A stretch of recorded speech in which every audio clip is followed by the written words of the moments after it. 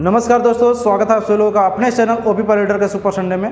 दोस्तों मैं ओम प्रकाश पाल आज आप सभी के बीच में इस सुपर संडे को लेकर के आया हूं। आप सभी लोगों के द्वारा जो भी कमेंट बॉक्स में क्वेश्चन पूछा गया होता है उन सभी क्वेश्चन का जवाब लेकर के दोस्तों, और मैं आप सभी लोगों से हाथ जोड़ करके रिक्वेस्ट करता हूं कि आप सभी लोगों के पास जो भी क्वेश्चन हो, चाहे मैथ से रिलेटेड हो, चाहे साइंस से रिलेटेड हो, चाहे इंग्लिश से रिलेटेड हो, चाहे किसी भी सब्जेक्ट से रिलेटेड हो, आप सभी लोग क्वेश्चन को पूछिए और मैं उस क्वेश्चन को बताने का प्रयास करूंगा दोस्तों।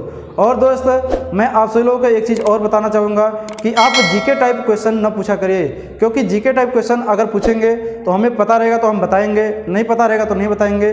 तो जीके क्वेश्चन नहीं दोस्तों, आप जो माइंड से रिलेटेड क्वेश्चन हो ऐसे क्वेश्चन को हमेशा पूछा करिए। अगर इंग्लिश में कोई डाउट हो, अगर साइंस में कोई डाउट हो, अगर मैथ में कोई डाउट हो, या फिर मैथ में कोई चीज़ जानना हो आपको जो कि माइंड से रिलेटेड हो, तो ऐसे क्वेश्चन को आप पूछा करिए दोस्तों। मैं पूरा जो है कि भरसक प्रयास करूंगा कि आपको जो है कि उसका सटीक और सही आंसर दे सकूं। तो आइए दोस्तों हम लोग देर न करते हुए उन कमेंट को स्टार्ट करते हैं। तो दोस्तों हमारा यहाँ पे जो पहला कमेंट है, विमान को इंग्लिश में क्या कहते हैं। दूसरा क्वेश्चन है कि कायिक प्रवर्धन की उपयोगिता का सर्वप्रथम पता किसने लगाया।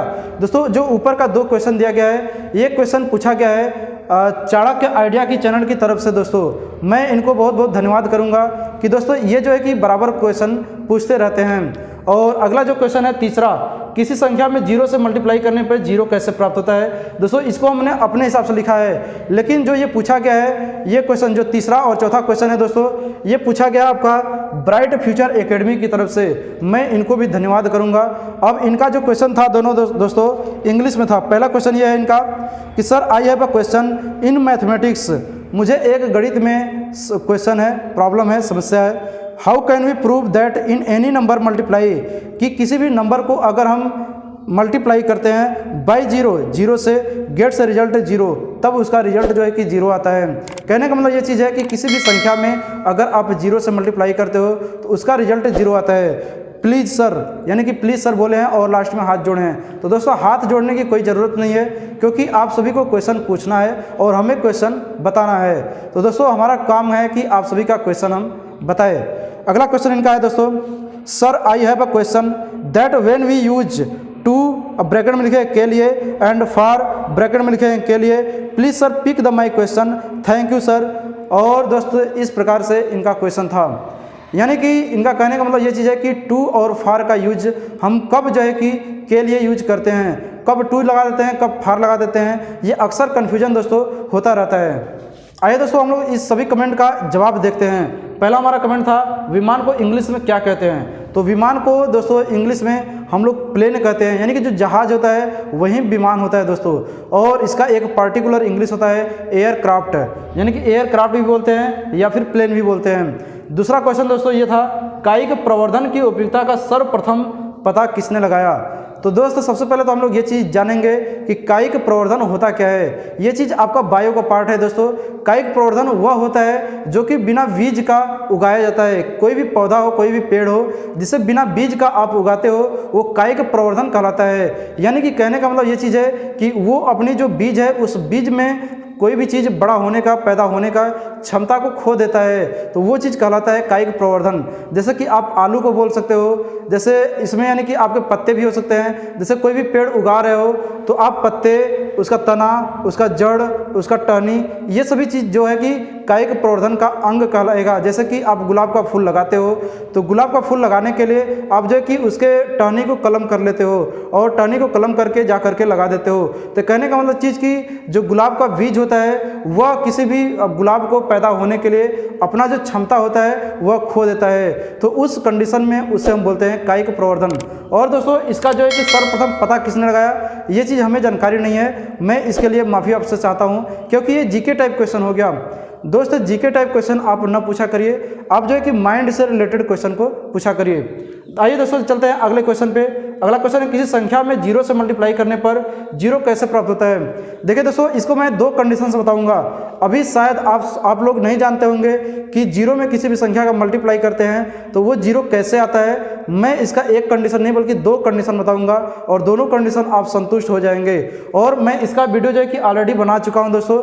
आप मेरे वीडियो में अगर प्ले लिस्ट में जाकर के देखेंगे तो शायद ये आपका जनरल में या ऐसे कुछ प्ले लिस्ट का नाम है, उसमें मिलेगा आपको दोस्तों। और जो नीचे नीचे वाला क्वेश्चन है कब टू का तथा कब फार का यूज के लिए किया जाता है। इसका भी मैंने वीडियो दोस्तों बना चुका है, शायद 60 वीडियो बनाया था।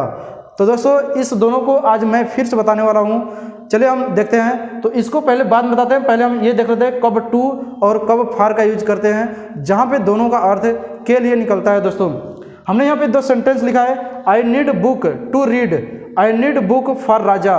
तो दोस्तों आप सभी लोगों को यहाँ पे समझ में आ चुका होगा कि जब एक मेन वर्ब के बाद दूसरा मेन वर्ब आता है तो उसके पहले टू लगाया जाता है, यानी कि ये इन्फिनिटी टू होता है, इन्फिनिटी टू।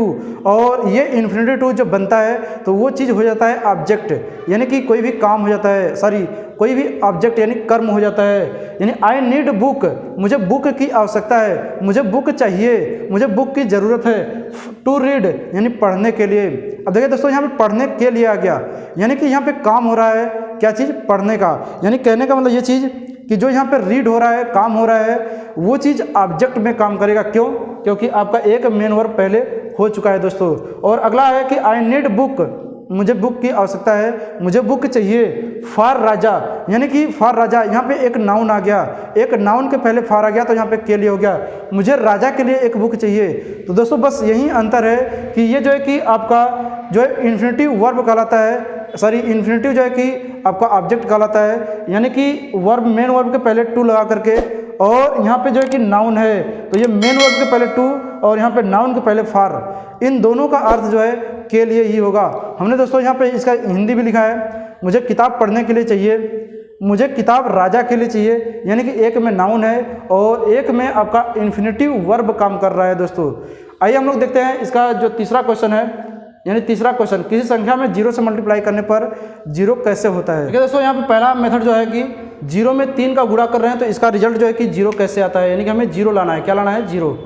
तो दोस्तों इसका हम जो है कि लेफ्ट हैंड साइड ले रहे हैं, लेकिन उससे पहले हम आपको एक एग्जांपल के माध्यम से समझाने की कोशिश करते हैं। जैसे कि हमें 2 में 3 का मल्टीप्लाई करते हैं तो दोस्तों हमारा 6 आता है, ये बात आप मानते हैं। अब यानी कि इसका जो गुणा होता है, गुणा करने का मतलब ये होता है कि जो लंबी जोड़ की प्रक्रिया होती है उसी को जो है कि गुणा का रूप दे दिया जाता है, और जो लंबी घटाव की प्रक्रिया होती है उसी का जो रूप होता है वो भाग का नाम होता है। तो दोस्तों यहाँ पे 2 गुणे 3, यानी कि 2 को आपको 3 बार जोड़ना है, यानी कि 2 + 2 + 2, यानी कि 3 बार। अगर इसी प्रकार लिख दे कि 2 गुणे 100, यानी कि 2 + 2 + 2 + 2 + 2 100 बार हमें करना होगा। तो यानी कि इस प्रकार से यानी कि गुणा कर दिया जाता है कि हमारा काम शॉर्ट में हो जाए। तो हम यानी कि 2 को 3 बार लिखेंगे, 2 + 2 + 2। अब इन सभी को जोड़ेंगे तो हमारा 6 आ रहा है, और ऐसे गुणा करने पे भी 6 आ रहा है। तो बस यानी कि हमें बस यही समझना है कि जो गुणा होता है वह जोड़ की लंबी प्रक्रिया है। तो बस हम इसे यूज क्या करेंगे, 0 गुणे 3, यानी कि 0 को हमें कितने टाइम लिखना है, 3 टाइम लिखना है। 0 + 0 + 0, यानी कि इन सभी को जोड़ेंगे तो आपका 0 ही रिजल्ट आएगा। ये पहला मेथड है जो कि बहुत ही सिंपल है और बहुत ही अच्छे से आपको समझ में आ गया होगा, लेकिन हम लोग जो है कि इस पर कभी भी ध्यान नहीं दिए। अगला जो क्वेश्चन है दोस्तों, दूसरा मेथड, सॉरी इसी का दूसरा मेथड है कि 0 में 3 का गुणा करना है और 0 आना है। तो हमने इसका लेफ्ट हैंड साइड ले लिया दोस्तों, 0 गुणे 3। अब दोस्तों जो 0 लिखा है आप इसे 2 - 2 भी बोल सकते हो, 3 - 3 कह सकते हो, 5 - 5 कह सकते हो, यानी कुछ भी कह सकते हैं। तो हमने यहाँ पर ले लिया 2 - 2, अब फिर बाहर जो है कि गुणे 3 है। अब दोस्तों यानी कि आप जो है कि प्रमेय पढ़े होंगे, यानी कि जो साचर नियम और क्रम विनिमय नियम ये सभी जब पढ़े होंगे उसमें आप पढ़े होंगे कि इस 3 का गुणा इसमें करेंगे, इस 3 का गुणा जो है कि इसमें करेंगे। तो इस 3 का गुणा इस 2 में करेंगे तो 2 गुणे 3, और इस 3 का गुणा इस 2 में करेंगे तो 2 गुणे 3। अब यहाँ पे 2 × 3 = 6, अब यहाँ पे भी 2 × 3 = 6, 6 में से 6 को माइनस करेंगे 0 आ जाएगा दोस्तों। तो देखिए दोस्तों ये बहुत ही सिंपल तरीका था, यानी किसी भी संख्या में अगर 0 से आप गुणा कर रहे हो तो उसका रिजल्ट जो है कि 0 आता है। तो ये पहला मेथड, ये दूसरा मेथड। तो दोस्तों आज का जो हमारा वीडियो था, आप सभी लोगों को ये जवाब कैसा लगा आप लोग कमेंट करके ज़रूर बताएं, और आप सभी लोग कमेंट क्वेश्चन जो है कि नया क्वेश्चन किसी भी सब्जेक्ट का हो, माइंडली क्वेश्चन आप ज़रूर पूछें दोस्तों। फिर मिलते हैं अगले सुपर संडे में इसी प्रकार का आपका कमेंट टाइप ले करके।